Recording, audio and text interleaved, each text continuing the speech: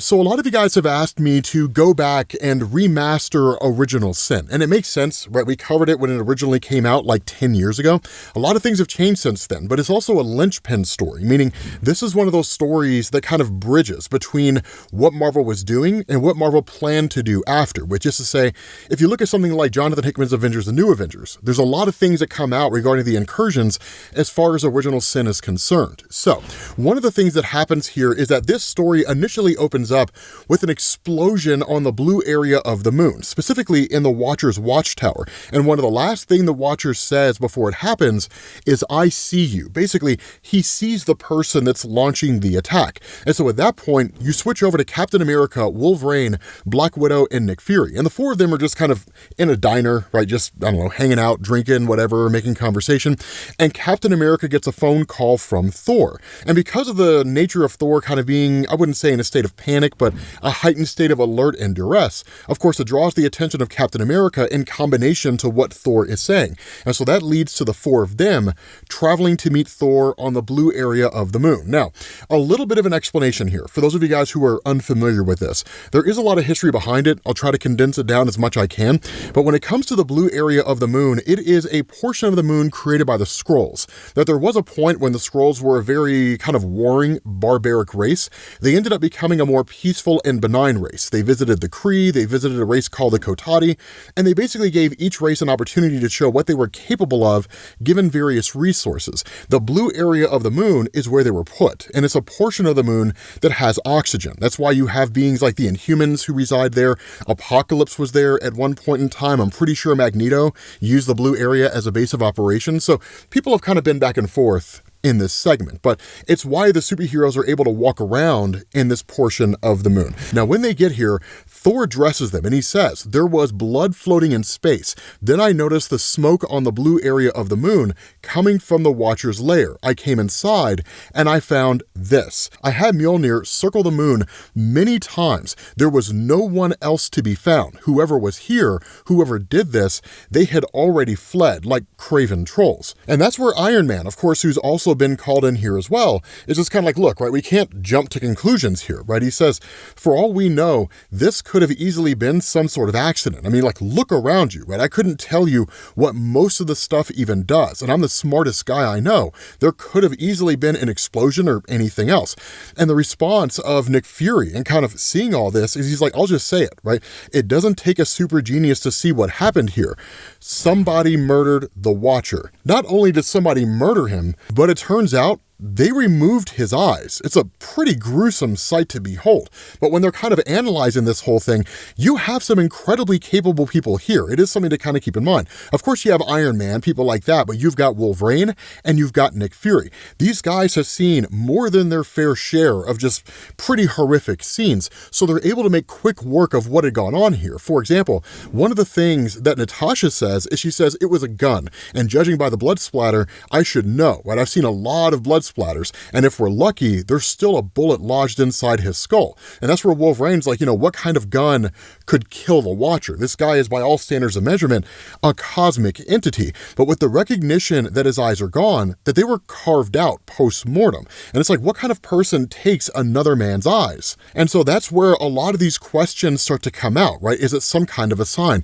Did he see something that he wasn't supposed to? And Thor's just kind of like, it's madness, right? That's what this is, right? It's absolutely insane. And then the question's asked, like, Wolverine, are there any sense that you can follow? And the response of Wolverine, nothing. It's just us, right? The air is antiseptic, right? His crazy machines must keep this place scrubbed clean. And so that's where Captain America kind of assesses the whole situation, right? And he says, so we've got a killer on the loose, armed with a gun that can kill the Watcher. And now he's loaded with enough stolen super tech to do God knows what. And so there's a kind of warning that's given here explicitly by Nick Fury, because Nick Fury says, right, you have to get S.H.I.E.L.D. on this Cap and Sword and basically anybody else. Of course, Sword being the Sentient World Observation and Response Department. If S.H.I.E.L.D. monitors threats on Earth, Sword monitors threats in space. But that's where Captain America basically says, I mean, we will, right? Like, we'll get the guys on this, but something this big, we have to take point on this, except the Avengers are not murder police. And that's where Fury's like, I mean, neither am I. And the response of Cap, like, you're the best I've got.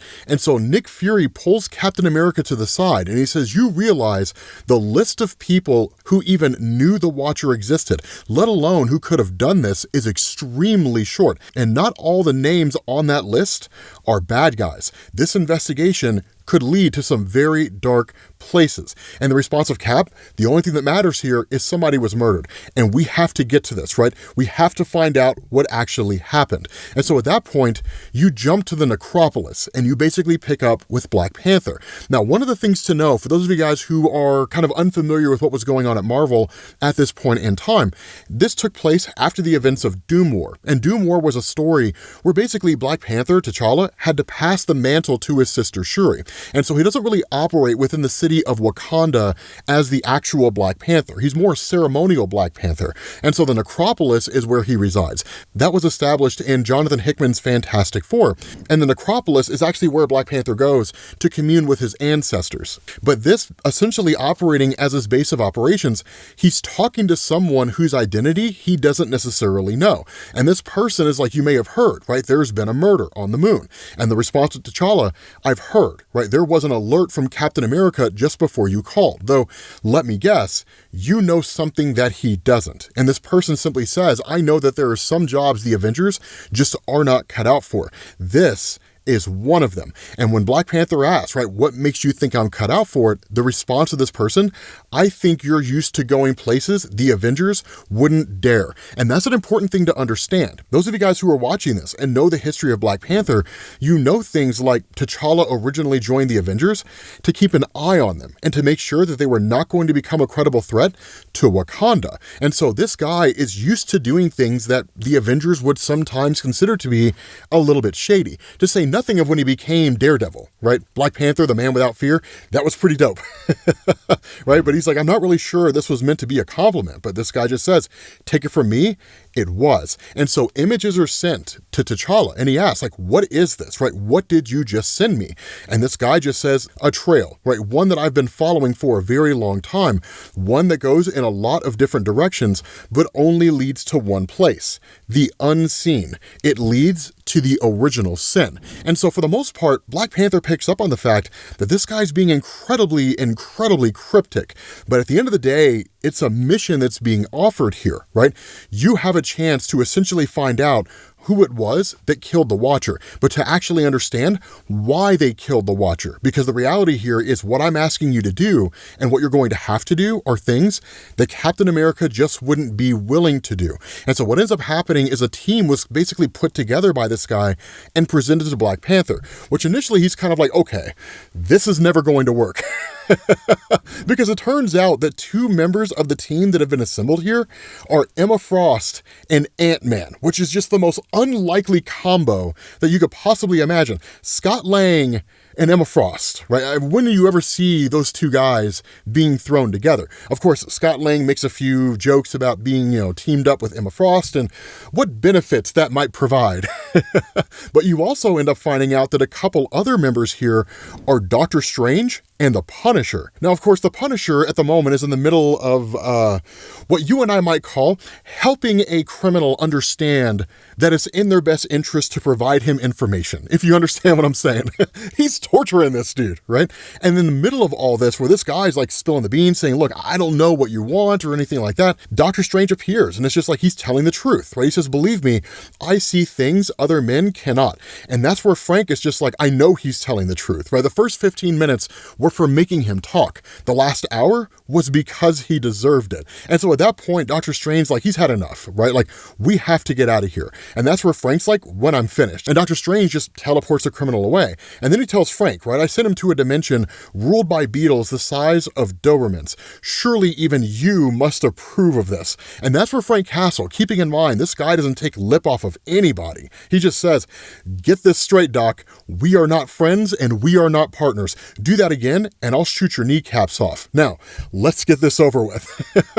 And then it turns out that the other two individuals who have been paired as part of this group is Moon Knight and Winter Soldier. Now that's an awesome duo if there ever was one, right? It's pretty awesome to see how a lot of these characters are being brought together. Of course, there's a third individual who joins their ranks in the form of Gamora. And so at that point, you switch over to the Fantastic Four, specifically Ben Grimm, because what Ben Grimm is dealing with is one of the Mindless Ones, traditionally these beings that hail from the dark dimension of Dormammu, and who are kind of his on-again, off-again servants, depending on, who's writing the story and what era of Marvel we're looking at. But the Mindless Ones aren't really intelligent. They're not really capable, and they certainly don't speak in any intelligible way. But this one is, and where Spider-Man shows up to try to help Ben Grimm, this Mindless One is saying things like, I know, right? Why he make I know was better not knowing. And initially you have Ben and Spider-Man who were just like, this is weird. It's not supposed to work this way, right? Like literally Spider-Man says something's wrong. They're not supposed to be telepathic. And that's where Ben's just like, that's not even our biggest problem.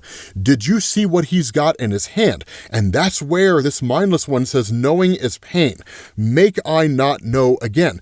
In his hand, he has an ultimate nullifier, the ultimate nullifier. And for those of you guys who are unfamiliar with this weapon is exceedingly powerful and it's very, very dangerous, but it's relative to the person who uses it. And in fact, this is one of those kind of landmark stories that sort of changed and altered how the ultimate nullifier worked.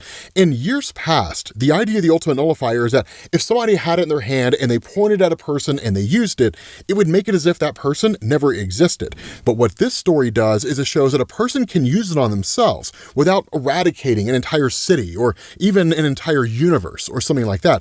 That was always kind of the danger of it, right? The ability for the ultimate nullifier to destroy is limitless. It can wipe out an entire universe. That's how powerful it is. And so initially you have the Thing and you have Spider-Man who team up to take this guy out. But again, right, this Mindless One says, no, you'll take I back. We should never have gone. We never should have gone to the moon. And he says, the things we found there changed us, are making us see. The man on the moon knew. And he says, making us know was his revenge. So the longer the Mindless One talks, the more complete his sentences become, right? He says, you can't change what I've seen and what I've done. I was so content being a beast before, being a mindless monster before I knew the meaning of sin. But now, sin is all I can see. Better to see nothing at all. And he unalives himself, right? But it basically sets off a kind of nuclear explosion when he does, because again, the ultimate nullifier is no small thing. Now, Captain America and those guys arrive on the scene just in the moment when it happens. And so you have Nick Fury who says, I'm gonna need you and everybody else to take a step back, Grim. This is officially a crime scene and I'm in charge. And he says, now, we have a murderer to track down. Let's get to work. And so that's when you pick back up with a combination of Black Panther, Scott Lang, and Emma Frost working together alongside Doctor Strange and Punisher, who kind of take off and end up going to a different dimension. But for Black Panther and them, they're going to the center of the earth. And Black Panther basically says they're kind of doing it to follow a lead.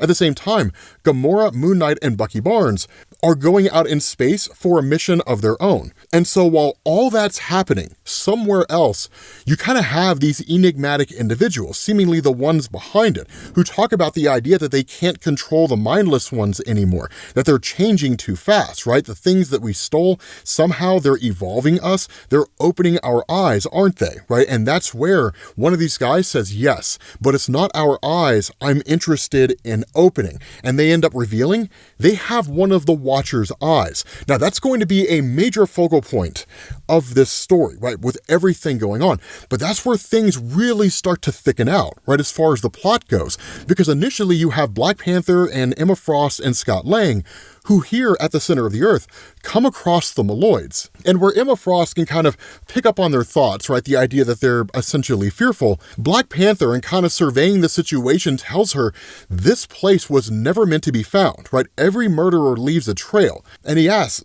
Scott Lang, have you found the source of the radiation that they were tracking that led them here to the center of the earth in the first place? And so Emma Frost goes in and kind of tries to calm down the Maloids, because truth to tell, they may end up going going crazy and basically attacking them and could potentially eat them. One of the things she says is all the Maloids know about this place is that every few months, another body appears. That has happened for as long as they can remember. And so the response of Black Panther, then it would appear they have rather long memories because this cavern is filled with corpses of all kinds of different monsters, some of which are fossilized, so they've clearly been there for a very long time, and some of which are relatively new. And in fact, that's what Emma says, right? A graveyard of giants and monsters hidden away in the center of the earth. We X-Men are pretty weird, but I've still never seen anything like this. What makes you so certain this is the work of the same killer who murdered the Watcher? And the response of Black Panther, the facts will make me certain once we have them. And so that's where you find out that the radiation that Scott Lang is hunting for is actually inside one of the monsters. He's literally shrunk down to analyze the inside of this thing. Beyond that, you end up switching back over to Nick Fury when another Mindless One seemingly gets out there and starts going on an attack and so on and so forth, and basically tries to attack Nick Fury, right? He ends up basically blowing up his car in order to take this thing out. And while it was for the most part a surprise attack, the whole thing is being watched by like Iron Man and Bruce Banner and these guys trying to assess the situation, while at the same time taking things that have happened previously and trying to analyze those as well. For example, Iron Man says, Reed just confirmed it. That was the one and only ultimate nullifier that we recovered yesterday, which was previously seen in the possession of the big bald man on the moon. So these so-called mindless ones are looking more and more like suspect number one in the Watcher's murder. We could really use Doctor Strange because this is really his turf. But Bruce kind of fires back and he says these mindless ones are other dimensional beings, right? We get one in the lab, and I bet I could isolate some kind of energy signature so that we could track others that might be out there and essentially find out where they're coming from. But at the end of the day, it makes no sense that a mindless one would want to kill the Watcher. What would be the motivation for it? Not only that, with Iron Man basically going over all this surveillance footage, he says, Sword says there were no approved flights scheduled between the Earth and the moon, but I found this, an unmarked ship, leaving the blue area of the moon headed towards Earth. Now tell me I'm crazy, but does it look like it's made out of gold? And so again, it's a small little detail, but it could prove to be significant, because when what you're talking about is essentially a murder mystery, which is basically what this is, every detail matters, and the first 24 hours are the only 24 hours, because clues degrade over time, and so you get everything you possibly can, and then start sifting through what matters and what doesn't. Not only that, once you switch back over to Doctor Strange and to the Punisher, because of all the different trails that were provided to Black Panther by the mysterious man who's basically kind of calling the shots, their journey leading them to this other dimension basically illustrates the fact that the death of the Watcher and the death of these various monsters who are in this cavern of the Earth is only one part of a much larger puzzle, and it extends out a lot bigger than that. Because while they're walking around, of course, Frank is just like, we shouldn't be out in the open like this, right? And the response to Doctor Strange, this is the realm of man-eating shadows. Believe me, Castle, in the open is the only safe place to be. And where initially Frank starts asking questions, like, I thought we were on the hunt for a murderer, right? Why are we in some parallel dimension with shadows that eat men? Doctor Strange reveals that he had basically conjured these birds that have the ability to smell murder, and they found something. And so that leads to Doctor Strange basically teleporting himself and Frank Castle to where seemingly this murder took place. And it's a gigantic beast. In fact, it's a beast king of the ancient world. This thing is 80 feet long. And Frank's just like, actually it's 85 and it's been here for years. And so he basically starts digging around, right? When he starts like putting his hand into this thing, the question of Doctor Strange is like, what are you doing? And that's where Frank says, I'm hunting for an exit wound, right? Whatever it was that killed this was likely done by some kind of a bullet, because Frank can look at this thing and tell that it's been shot. And initially, Doctor Strange is like, don't be ridiculous, right? Beings like this do not get shot. The kind of ammo you would need to take something out like this, and that's where Punisher pulls out a bullet that's almost the size of a basketball. And so seemingly, someone's been traveling around and killing all these various monsters that exist out there, quite literally shooting them with a bullet, which begs the question, what kind of ammo is this person using? And so at that moment, you switch back over to this mysterious guy that has the Watcher's eye. Now there's three people who who are currently in attendance, right? There's the guy holding the Watcher's eye. There's a woman who looks very, very similar to Black Widow.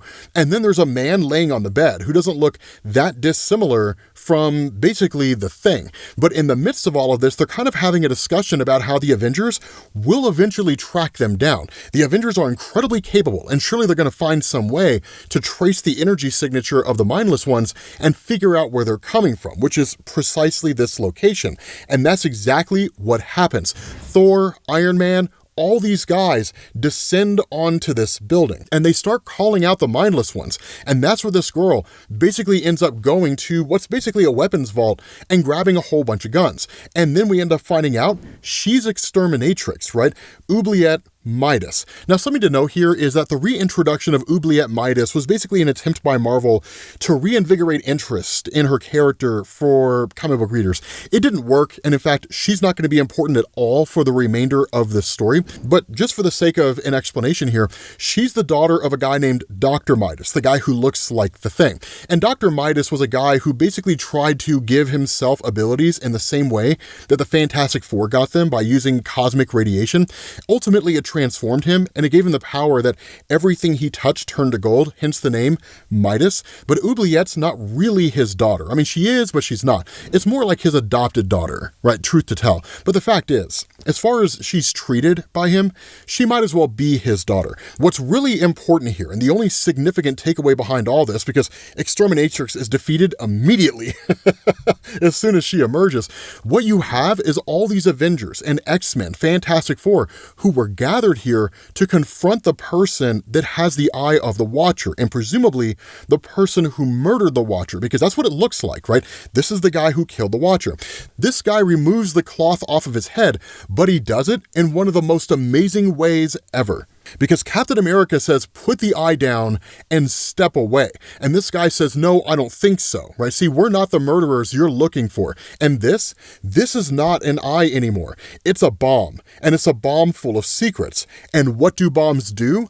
They go boom, and literally sticks the eye of the Watcher in the air and blasts everybody here with the Watcher's secrets. Now, that's kind of the cool thing, is because what you end up doing is jumping back a few weeks beforehand with this guy named the Orb. Now, yes, the Orb is a Z-list villain at best, negative Z, right? I mean, this guy is basically as irrelevant as it gets. No, it is not an eyeball over his head. It's quite literally an eye for a head. He was born that way. And it's kind of nuts. He says, in my dreams, I'm on the moon and there's a mansion there. I walk inside like I own it, like it knows me, and I want to stay, but I wake up. I always wake up and he's always there at the foot of my bed. He never speaks. He just watches me. I thought he was part of the dream at first, but now I think it's his house, and I think that he doesn't like that I can see it. And he says, that's what I do. I see things other people can't, and sometimes I steal eyeballs and roll around naked in them, but mostly I just see things. For example, I can see that you've considered killing me at least 7 different times since I came in here. And that's where this person says, 8, take off the mask. But the Orb responds, right? It's not a mask. And that's where this mystery person that he's talking to, right? They say, what do you mean it's not a mask? How are you talking if it's not a mask? And the Orb just says, look, like, it took me a long time to learn. I just used to make squishy noises and now I'm able to talk.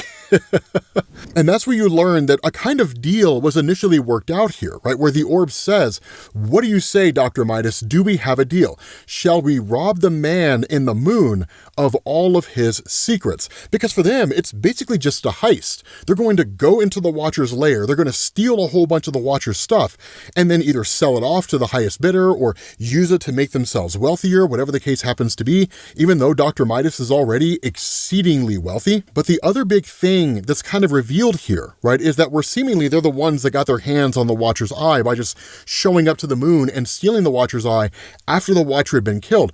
One of the big changes that Marvel made with this story story is that everything the Watcher has ever seen is contained within his eyes, almost kind of like an SSD backup drive. And so when the orb blasts, everybody who's present here, superhero, supervillain, regular civilian, with the Watcher's eye, they see everything about their own lives that they were never meant to see. Bruce Banner learns that Tony Stark, at least from Bruce's perspective, was the reason why he became the Incredible Hulk in the first place. That's a dope tie-in when the Hulk beats the hell out of Iron Man. I don't know if you guys read that. We can kind of go back and remaster it if you guys are interested, but they all learn these things, right? Thor learns that he has a sister. That, of course, spins out into the whole story about Angela, but that's where Nick Fury arrives on the scene and just says, put down the eye and put your hands on your head.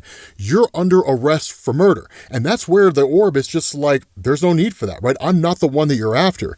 And I want to know the next big secret just the same as you do. I want to know who really murdered the Watcher, because it certainly was not me. And so at that point, you switch over to the Black Panther alongside Emma and Scott Lang. And they've actually been collecting these various bullets that have been used to kill all these different monsters. And one of the things that goes on here, right, is that Scott Lang says, right, these bullets were all fired from the same gun. And these bullets all have the same unique gamma irradiation, but they weren't all killed at the same time. I'd say the oldest corpses have been here for decades. The most recent, only a few years. And so that's where collectively they start to realize what's going on, right? Black Panther says they're all creatures of the underworld. Some are familiar, some I've never seen before, which likely means no one has ever seen them before, right? Emma Frost says a bunch of dead monsters buried in the center of the earth. What does this have to do with the Watcher being shot on the moon? And Black Panther, kind of putting these clues together, says our killer has been at this for a very long time, right beneath our feet, which means they're quite skilled at staying hidden. Perhaps the Watcher died because he saw something he should not have seen. And the question is asked, did he see the killer? And that's where Black Panther says he was the Watcher. He saw everything, even the unseen. Not only that, Doctor Strange and Punisher start putting things together, right? This one was shot from somewhere way over there. And it's hard to tell in this place, but that looks to be almost 4,000 yards away. And it doesn't matter what kind of gun you've got, that's one hell of a shot. And there aren't many people alive who could even make that shot, at least not on Earth. And I'd say 10 total. That includes me. And so that's where Doctor Strange is like, tell me every single name that is on that list. And so then you switch back over to Moon Knight, Gamora, and Bucky Barnes. And Bucky's just kind of sitting in silence, right, pondering, because with where they're at, there's nothing out there, right? Even Gamora says, right, who was the fool who gave us these coordinates? Because there's nothing here, right? We should go back to Earth, search for the Watcher's killer over there, turn the ship around, Moon Knight, because I've had enough of this folly.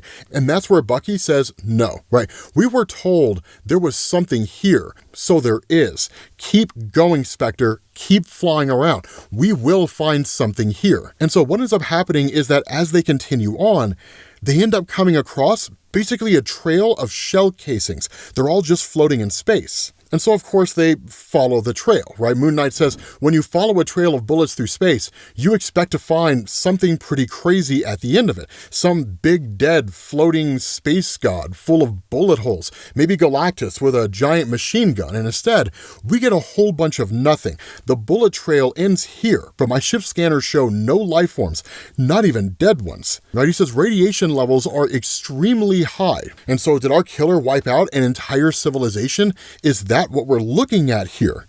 And so Gamora just kind of chimes in, and it's like, there would still be ruins, some signs of a settlement. There's nothing here, like nothing but a dead world. And that's where it dawns to Bucky. He says, a dead world. And he's like, look around you, right? These are bullet holes, more bullets than I can count, all shot straight down into the dirt. Either our killer was a terrible shot, or they were a damn good one. And so what he does is quite literally fire a drone up into the sky. And this thing takes off, right? It literally just whizzes up there into the air. And he says, a world surrounded by bullets, a world shot full of holes. Our killer didn't miss. He never does. His bullets hit the ground because that's where he was aiming. We're looking for a corpse. We're standing on it. And literally, it's a dead world. Like, it's a whole dead world. Basically, an Ego the Living Planet type situation. It's not Ego, but even Moon Knight says, right, a living world, someone shot and killed a planet, right? I'm gonna need time to process that. And even Gamora says, right, I've seen worlds like this before, sentient ecosystems like Ego the Living Planet, but the power it would take to slay one is almost unimaginable. And Moon Knight's like, somebody sure imagined it, right? Like, there can't be many people in the known universe who could pull this off, right? Am I right? I mean, that has to really narrow down our suspects. And the response of Bucky, it absolutely does, because Bucky has already figured out what's going on. Bucky knows exactly who the killer is. And so initially you have Gamora talking to Moon Knight, who's saying things like, you know, we have to get back to Black Panther, and we got to tell him about this cosmic killing spree and all that kind of stuff. But when they turn around, Bucky's gone. Not only that, the ship explodes.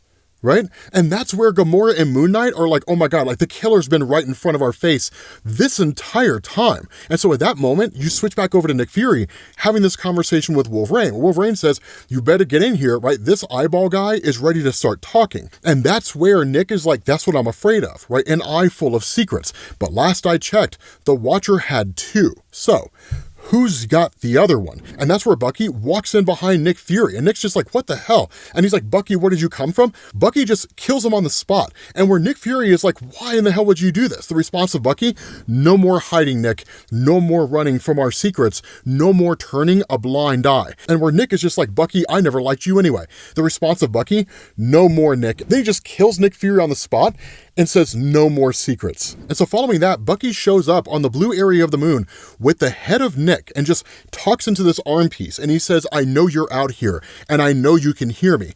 I'm coming.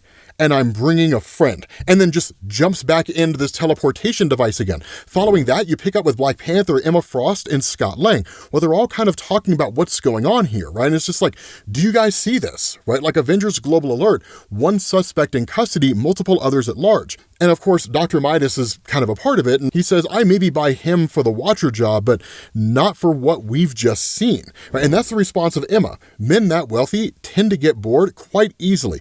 Do you know what a very wealthy, bored man is capable of? Absolutely anything, right? Hunting underground monsters for sport, if only they were all so quaint. Not only that, they end up getting an alert, right? The alert that Nick Fury has been killed, right? That Nick Fury's dead. Wolverine and the Incredible Hulk show up there, and Wolverine immediately picks up on the scent of Bucky Barnes. And it's like, how in the hell did Bucky even get here, right? Like, how did he know to come here and to take out Nick Fury? Not only that, at the same time that happens, Doctor Strange and Punisher show up here along with Black Panther and Emma and Scott Lang. They've all kind of been brought together. And it's one of these things where it's kind of like a Mexican standoff, right? You know, the good, the bad, and the ugly, right? They all kind of got guns pointed at each other, so to speak. And it's one of these things where none of the groups trust the other. But you do get this pretty dope moment where the Punisher unloads on the Incredible Hulk, right? Kind of a safety measure to get the Incredible Hulk out of there before the Incredible Hulk goes crazy and starts smashing everybody in response to Doctor Strange, who used the Crimson Bands on Sidorak to ensnare Wolverine. And so when Punisher unloads on him, right, Hulk's just kind of like, was that supposed to hurt, little man? And the response of Frank, no. But this might, because all the bullets on them have explosives, which sends the Incredible Hulk flying out of there. And so he says Hulk may be an idiot, but that trick will only work once. And so if you have any more ideas, Doc, we better move fast, right? But again, that's where Black Panther, Emma, and Scott arrive on the scene. And in fact, it's kind of funny because Punisher, the first thing he says is, keep your hands and feet where I can see him, Panther. You shrink, you die, Ant-Man. And believe me, I'm one hell of a shot. And don't even think about it, Miss Frost, right? And that's where Black Panther, not even a shred of fear, is just like, put that away, Castle, you're embarrassing yourself. Which is kind of funny. But at the end of the day, they're all kind of on the same side because they've all basically been brought together by the unseen man. They're all essentially trying to find answers to the same puzzle piece, and they all started at different locations. And so once the air is cleared, right, and everybody comes to this revelation that they're seemingly all on the same side, then the question is, what's going on here, right? I mean, now they have the orb in their possession, and the orb is just kind of being this Z-list character, right? Where he just talks about the fact that he talks to eyeballs.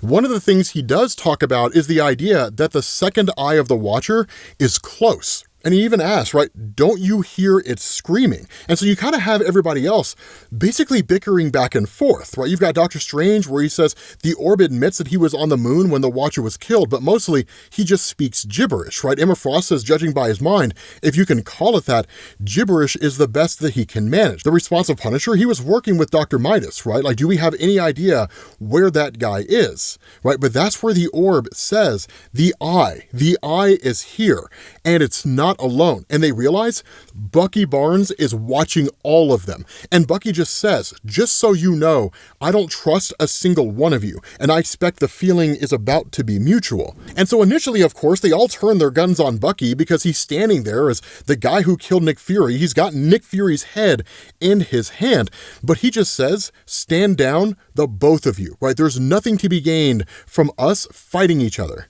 But he just says, I'm not some corner dope pusher, Frank, and I'm not afraid of a man who cannot protect his own children, which is just one of the most brutal things that could have been said. But of course, Bucky clears the air, right? He says, maybe you folks know something I don't, like why we're all here. And Dr. Strange just says, you're the one holding the eye, Bucky. Why don't you tell us? And he just says, it looks like you found your own eye, and yours talks, right? I can't get a peep out of mine. And so they're like, forget about the eye, what about the head? And he says, the head is why I'm here. The head, and before he can finish his statement, Gamora shows up, right? Immediately attacking Bucky Barnes, believing he's the one that killed the Watcher, right? He's the one that set all this in motion in the first place, right? He's public enemy number one. And so a bit of a skirmish breaks out between everybody. Of course, you also have Rocket Raccoon, who joined Gamora and Moon Knight on the way out here. No doubt Gamora got a hold of Rocket Raccoon, which is why he's appeared in the first place, but the fight comes to an end pretty quickly, but not because any of them want to bring it to an end. They're all interrupted. Specifically, when Emma Frost says, this started with Fury. That's what I was told by you, Black Panther. And he says, none of us were told the truth. Look around you. Do you think we're here by coincidence? We thought we were chasing secrets, and we were wrong. We are the secret. And she asks, like, what the hell does that mean, right? Makes some sense. You said we were working for Nick Fury, but the reason why Black Panther said that is because, much like Bucky Barnes, he figured it all out. But the fight is interrupted when this voice comes out of nowhere and says, you were Emma dear, right? You were working for me. In fact, you still are, only for us to find out it's Nick Fury as a grizzled old guy surrounded by life model decoys. With that being said, guys, we're going to bring this video to an end. We'll cover the second half tomorrow because it gets crazy after this. This is all just set up and building. As chaotic and insane as it might be, it was all just setting stuff up. It gets bonkers after this. So yeah, let me know what you guys think down in the comments section. Hopefully you guys enjoyed this video. If you did, drop a like. Thank you all for watching, and I will catch you all later. Peace.